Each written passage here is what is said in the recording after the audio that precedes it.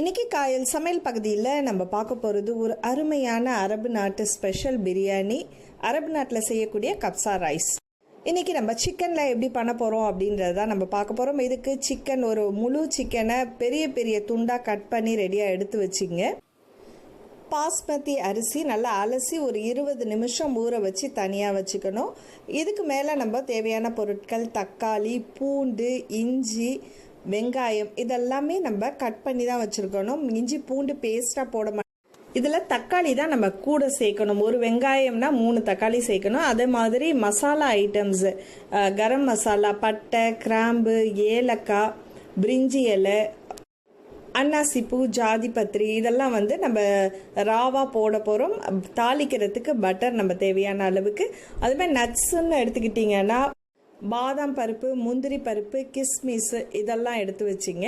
அது மாதிரி மசாலா, சீரகத்தூள், மிளகுத்தூள், தனி மிளகாத்தூள். இந்த பிரியாணி நீங்கள் பார்க்குறதுக்கு நல்ல அழகாகவும் அதே மாதிரி நல்ல வாசனையாகவும் இருக்கும். நாங்கள் எல்லாத்துலேயுமே ஸ்பைஸ் ரொம்ப கம்மியாக இருக்கும். ஸோ நமக்கு கொஞ்சம் தேவைன்றதுனால அதில் கொஞ்சமாக நான் தனி மிளகாத்தூள் சேர்த்துருக்கேன். இது மாதிரி லெமன் ஜெஸ்ட்டு. இந்த கப்சா ரைஸ்க்கு சுவைக்காக எலுமிச்சை பழத்தில் மேலே உள்ள அந்த தோலை மட்டும் துருவி எடுத்து அதை கொஞ்சமாக 1 டீஸ்பூன் அளவுக்கு எடுத்து வச்சுருக்கேன். இப்போ சிக்கனை நல்லா அலசிட்டு நம்ம சீரகத்தூள், தனியா பவுடர், மிளகுத்தூள், தனி மிளகா பவுடர் இதையும் சேர்த்துட்டு இஞ்சி பூண்டு விழுது நான் ஏன்னா க்ரீன் சில்லியோடு சேர்த்து அரைச்சி வச்சுருக்கேன். நம்ம மசாலா வாடை வரட்டும் அப்படின்றதுனால இஞ்சி பூண்டோட கொஞ்சமாக உப்பு, பச்சை மிளகாவும் சேர்த்து கொஞ்சம் நல்லா விரவி வச்சுடுங்க. இதை ஒரு அரை மணி நேரத்துலேருந்து 1 மணி நேரம் ஊற வச்சுருங்க. இதே நீங்கள் முழு சிக்கனில் பண்ணுறதா இருந்தால் கொஞ்சம் ஓரளவு 3/4 கிலோ சைஸில் உள்ள சிக்கனில் விரவி ஒரு நைட் ஃபுல்லாக ஊற வச்சுருங்க. இப்போது பேனில் நல்ல ஒரு அடி கனமான பாத்திரத்தில் பட்டர் போட்டு தேவையான அளவுக்கு ஆலிவ் ஆயில் சேர்த்து கொஞ்சம் அடுப்பை சிம்மிலே இருக்கட்டும். பட்டர் போட்டோடனே ஹை ஃப்ளேமில் வைக்காதீங்க, ஏன்னா பட்டரோட கலர் மாறிடும்.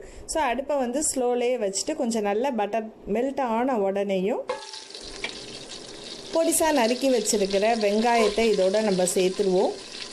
வெங்காயம் கொஞ்சம் பொரியட்டும். இப்போ ஒரு பல்லாரி வெங்காயம்னா நீங்கள் 3 தக்காளி சேர்க்குறோம். இதில் பூண்டு, இஞ்சி இது எல்லாமே பொடிசாக நறுக்குனது தான். இஞ்சி பூண்டு பேஸ்ட்டு நான் இதில் சேர்க்கலை. ஸோ இதோட சின்னதாக பொடிசாக நறுக்குனது தான் நம்ம இதில் சேர்த்துருக்கோம்.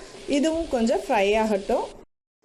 பிரியாணியில் அதிக கலர் இருக்காது, ஆனால் தக்காளியோட கலர் தான் நமக்கு நல்லா கொடுக்கும். அதனால் பழுத்த தக்காளி அல்லது தக்காளி சாஸ் அந்த மாதிரி சேர்த்துக்கலாம். தக்காளி பியூரி இதில் எது வேணாலும் நீங்கள் சேர்த்துக்கலாம். ஸோ ஒரு வெங்காயம்னா 3 தக்காளி சேருங்க. இப்போ இதில் நம்ம எடுத்து வச்சுருக்க கரம் மசாலா, பட்டை, கிராம்பு, ஏலக்காய், பேலீஃப், அப்புறம் அன்னாசிப்பூ இதெல்லாம் சேர்த்து கொஞ்சம் நல்லா வதக்கிக்கிட்டே இருங்க. வெங்காயம், தக்காளி எல்லாமே நல்லா மேஷ் ஆகணும். தக்காளி எல்லாமே ஒன்று தெரியாத அளவுக்கு கொஞ்சம் நல்லா மூடி போட்டு நல்லா குக் பண்ணிட்டீங்கனாலே நல்லா மேஷ் ஆகிடும். அடுப்பு சிம்மிலே இருக்கட்டும். அதுக்காக தான் அடி கனமான பாத்திரத்தில் நம்ம யூஸ் பண்ணணும் அப்படின்னு. ஸோ இப்போது நல்லா வதங்கிட்டு இருக்கு. இப்போது நம்ம எடுத்து வச்சுருக்கிற மேரினேட் பண்ணி வச்சுருக்கிற சிக்கனை இதோட சேர்த்துட்டு எலுமிச்சை பழத்தில் உள்ள மேல் தோலையும் இதோட சேர்த்து கொஞ்சம் நல்லா விரவி விட்டுடுங்க. இது எதுக்காக நம்ம சேர்க்கணும்னா ஒரு ஸ்மெல் ரொம்ப நல்லாயிருக்கும் அதை நாங்கள் சேர்க்கும்போது. இல்லைன்னா காஞ்ச எலுமிச்சை பழம் கிடைக்கும் பாருங்கள், கருப்பு கலரில் இருக்கும்ல, அதையும் இதோட சேர்ப்பாங்க. எனக்கு கிடைக்கலன்றதுனால நான் அதில் சேர்க்கலை. ஸோ இதுக்கு கொஞ்சம் தேவையான அளவுக்கு தண்ணி, 1 கப் அரிசிக்கு 1.5 கப் அளவுக்கு தண்ணி, இந்த அரிசிக்குள்ள அளவுக்கு தண்ணியை விட்டுடுங்க. ஸோ இது கொஞ்சம் நல்லா கொதிக்கட்டும். இப்போ இதுலேயே நம்ம சிக்கனை ஒரு 10 நிமிஷத்துக்கு குக் பண்ண போகிறோம். ரொம்ப குக் ஆகணும் அப்படின்றது அவசியம் இல்லை. இந்த ஜூஸ் சிக்கனில் உள்ள ஜூஸ் அதில் இறங்கட்டும் அப்படின்றதுனால தான் ஒரு 10 நிமிஷம் அதில் அடுப்பை சிம்மில் வச்சு குக் பண்ணிகிட்டு இருக்கோம். இப்போ ஒரு 10 நிமிஷம் ஆனதுக்கு அதில் உள்ள சிக்கனை மட்டும் ஓரளவு வெந்திருக்கும், ரொம்ப வெந்தும் இருக்காது. ஓரளவு இருக்கிறத அதை அப்படியே தனியாக எடுத்து ட்ரேயில் எடுத்து வச்சுருங்க. அவனில் நம்ம வச்சு பேக் பண்ண போகிறோம். அவன் இல்லாதவங்க நார்மலாக தவாலையே கொஞ்சம் பட்டர் போட்டு 2 பக்கமும் அப்படியே சுட்டு எடுத்துடலாம். இப்போ அந்த தண்ணியிலே இப்போ நல்லா கொதிச்சிட்டு இருக்கு பாருங்கள். அதில் நம்ம ஊற வச்சுருக்க அரிசியை இதோட சேர்த்தெல்லாம் நல்லா மிக்ஸ் பண்ணி விட்டுடுங்க. 1 கிளாஸ் அரிசிக்கு 1.5 கிளாஸ் அளவுக்கு தண்ணி. நீங்கள் எந்த கப்பில் எடுக்கிறீங்களோ அந்த அளவுக்கு நீங்கள் தண்ணி 1.5 கப் எடுத்துக்கிட்டால் போதும். தேவையான அளவுக்கு உப்பு சேர்த்து கொஞ்சம் நல்லா இது குக் ஆகிட்டே இருக்கட்டும். ஃபஸ்ட்டு ஒரு 5 மினிட்ஸ் ஹை ஃப்ளேமில் வச்சுடுங்க.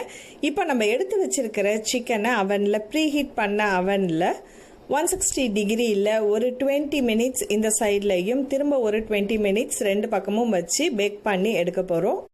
அவனில் வைக்கும்போது ஃப்ளேம் வந்து நீங்கள் 160லேருந்து இப்போ ரெண்டு பக்கமும் ஹீட்டு சீராக வர்ற மாதிரி உள்ளதில் ப்ரிஃபர் பண்ணிங்க. இப்போ இன்னொரு கடாயில் நம்ம தாளிக்க போகிறோம். அது என்னென்னா நெய் இதில் விட்டுங்க, பட்டர் அல்லது நெய். இந்த நட்ஸ் ஐட்டம்லாம் இருக்குல்ல, அதெல்லாம் வந்து நம்ம தாளித்து இதுக்கு மேலே கொட்டுறதுக்காக இதை முதல்ல நம்ம தாளிக்கலாம். ஸோ இதில் ஒரு நல்ல ஒரு தாராளமாகவே ஒரு 2 டேபிள் ஸ்பூன் அளவுக்கு நெய் விட்டுக்குங்க. எண்ணெய்க்கு நெய் காஞ்சதுக்கு அப்புறம் முந்திரி, பாதாம், கிஸ்மிஸ், அதாவது முந்திரியும் நல்லா நீட்டமாக கட் பண்ணி வச்சுங்க. பாதாமையும் நீட்டமாக கட் பண்ணாலும் சரி அல்லது முழுசாக போட்டாலும் சரி, அதையும் இதோட சேர்த்து கொஞ்சம் கோல்டன் ப்ரௌன் ஆற வரைக்கும் ஃப்ரை பண்ணிவிடுங்க. ஒன்றா தனியாக போட்டு நம்ம ஃப்ரை பண்ணும்போது ஈவனாக வந்து ஃப்ரை ஆகிட்டே இருக்கும். இல்லைன்னா பாதாம் வந்து நல்லா குக் ஆகிருக்கும், ப்ரௌன் ஆகிடும். அப்புறம் இது வந்து அப்படியே இருக்கும். அதனால் தனியாக தான் கிஸ்மிஸையும் போட்டு குக் பண்ணி அதையும் தனியாக எடுத்துருங்க.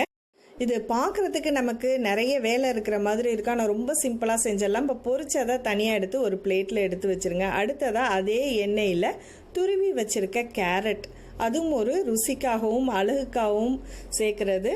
நிறைய அரேபியன் டிஷ்ஷில் வந்து இந்த மாதிரி கேரட்டை துருவி தான் சேர்ப்பாங்க. ஸோ இந்த மாதிரி நீட்டமாக துருவினதை இதை சேர்த்து அதுலேயும் ஃப்ரை பண்ணிவிட்டு அதை அப்படியே ரெடியாக இருக்கிற கப்சா ரைஸ் மேலே இதை போட்டுடுங்க. கொஞ்சமாக நம்ம மேலே டெக்கரேட் பண்ணுறதுக்கும் எடுத்து வச்சுக்கலாம். இப்போ நான் இதுக்கு மேலே போட்டுட்டு அந்த மாதிரி நம்ம ஃப்ரை பண்ணி வச்சுருக்கிற பாதாம், பிஸ்தா, முந்திரி பருப்பு, கிஸ்மிஸ் பழம் எல்லாத்தையும் இதுக்கு மேலே தூவி விட்டுடுங்க. போட்டு கொஞ்சம் நல்லா விரவி விட்டுடுங்க. இந்த மாதிரி நட்ஸ் எல்லாம் மேலே தூவி விட்டு நல்லா சாப்பிடும்போது அதை பெரட்டும் போதே நமக்கு ஒரு நல்ல ஒரு வாசனை இருக்கும். அது வந்து கப்சாவோட அந்த மசாலாவோட ருசின்னு சொல்லலாம். நம்ம இவ்வளோ நாளாக நம்ம ஹோட்டலில் தான் இந்த கப்சா ரைஸ் அப்படின்றத சாப்பிட்ருப்போம். ஆனால் வீட்டிலையே ரொம்ப சுலபமாக வீட்டில் இருக்கக்கூடிய இன்க்ரீடியன்ஸை வச்சே நம்ம இவ்வளோ ஈஸியாக செய்ய முடியுன்றதை நீங்கள் இப்போ பார்த்துருப்பீங்க. ஸோ இப்போ இதை வந்து நல்லா ஸ்ப்ரெட் பண்ணிவிட்டு அதுக்கப்புறம் நம்ம இதை வந்து கப்சா ரைஸை வந்து நம்ம அப்படியே ஹாட் பாக்ஸில் வச்சு சர்வ் பண்ணுறதை விட இந்த மாதிரி ஒரு பெரிய சகனில் வச்சியோ அல்லது பெரிய தட்டில் வைக்கும்போது அது ரொம்ப நல்லாயிருக்கும். ஸோ அந்த மாதிரி சாப்பாடை நல்லா ஒரு குமிச்சு வச்சுட்டு அதுக்கு மேலே அலங்கரிக்கிறதுக்காக நம்ம பாதாம், பிஸ்தா, முந்திரி இதெல்லாம் நம்ம ஃப்ரை பண்ணி வச்சுருக்கோம் பாருங்கள், அதையும் கொஞ்சம் மேலே அப்படியே தூவி விட்டுடுங்க. அதுக்கு மேலே நம்ம கிரில் பண்ணி வச்சுருக்கிற சிக்கனை இந்த மாதிரி அடுக்கி வைங்க. கப்சா ரைஸை பொறுத்த வரைக்கும் ஒவ்வொருத்தவங்க ஒவ்வொரு மெத்தடில் பண்ணுவாங்க. நான் இன்றைக்கி ரொம்ப சிம்பிளாகவும் அதே டைமில் ஈஸியாக வீட்டில் இருக்க இன்க்ரீடியன்ஸை வச்சு எப்படி செய்யலாம் அப்படின்றத உங்களுக்கு நான் காமிச்சிருக்கேன். ஸோ இந்த வீடியோ நிச்சயமாக உங்களுக்கும் பிடிக்கும் அப்படின்னு நினைக்கிறேன். நீங்களும் ட்ரை பண்ணி பார்த்துட்டு உங்கள் கருத்துக்களை எங்களோட ஷேர் பண்ணிங்க.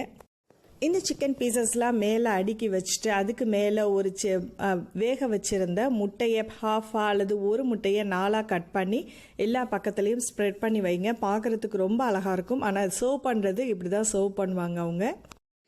நெய்யில் வதக்கி வச்சுருந்த ட்ரை ஃப்ரூட்ஸ் எல்லாத்தையுமே அந்த கீயோடு சேர்த்து மேலே தூவி விட்டுடுங்க. அப்படி சாப்பிடும்போது ரொம்ப நல்லாயிருக்கும். இது கூட சைட் டிஷ் அப்படின்னா வெங்காயம், தக்காளி சாலட் எடுத்து வச்சு சாப்பிட்லாம். வெள்ளரிக்காவும் வச்சு சாப்பிடும்போது ரொம்ப ருசியாக இருக்கும். ஸோ இந்த வீடியோ உங்களுக்கு நிச்சயமாக பிடிக்கும் அப்படின்னு நினைக்கிறேன். இந்த வீடியோ உங்களுக்கு பிடிச்சிருந்துச்சுன்னா மறக்காமல் லைக் பண்ணிவிட்டு உங்கள் கருத்துக்களை எங்களோட ஷேர் பண்ணிங்க. காயல் சமையல் பகுதி உங்களுக்கு பிடிச்சிருந்துச்சுன்னா மறக்காமல் சப்ஸ்கிரைப் பண்ணிவிட்டு உங்கள் நண்பர்களுக்கும் ஷேர் பண்ணுங்கள். அடுத்து ஒரு இன்ட்ரெஸ்டிங்கான வீடியோவில் சந்திப்போம். நன்றி.